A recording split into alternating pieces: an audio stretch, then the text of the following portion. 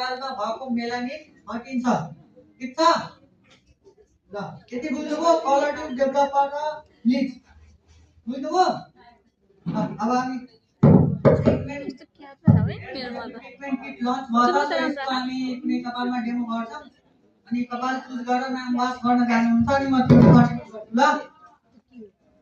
कपाल चुज गरेको छ, जसको कपाल चुज भएको छ उहाँ अगाडि आइदिनु न। कोही हुनुहुन्न, थेरापी सबै खालको कपालमा गर्न मिल्छ। थेरापी गर्न नमिल्ने कपाल चाहिँ छैन, हुँदैन होइन। योभन्दा त्यो अलिकति हुन्छ ड्राई रहेछ। हामीले यो कपाललाई चुज गरेको थियौँ, त्यहाँबाट सबैजनाले कपाल त्यो त राम्रै छ यसमा गरौँ भनेर त्यो साथीहरूले भन्दै हुनुहुन्छ। अमितजी हेर्नुभयो?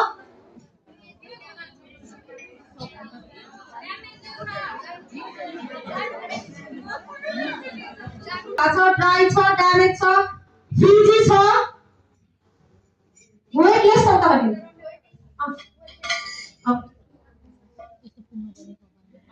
यो कपालमा हामी थेरापी गर्दैछौँ, हुन्छ कि हुँदैन? हुन्छ ल। थेरापीको लागि हेयर टर्न भयो। थेरापी गर्नुभन्दा अगाडि स्याम्पूले हामीले सेकेन्डमा युभी प्रोटेक्सन गर्छ। सनलाइटबाट युभी रेजहरू आउँछ नि, यसले पनि प्रोटेक्ट गर्छ। अर्को छ इलास्टिसिटी बुस्ट, मतलब इफ कपाल अलिअलि तन्किरहेछ भने हुन्छ नि तन्किने कपाल, त्यसलाई पनि कन्ट्रोल गराउँछ।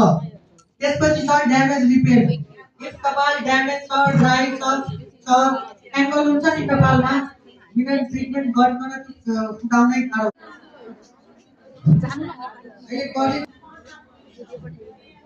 हेर्नु त म्यामको गर्ली पनि कति मजाले देखिरहेछ।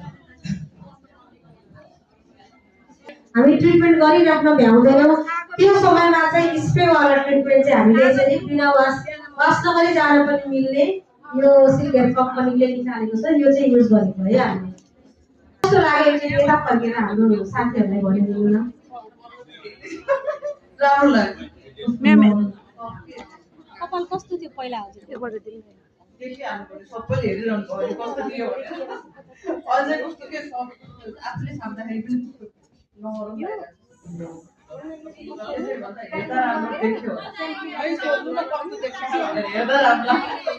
भइरहेको ट्रिटमेन्ट गरेर बस्ने समय भएन भने चाहिँ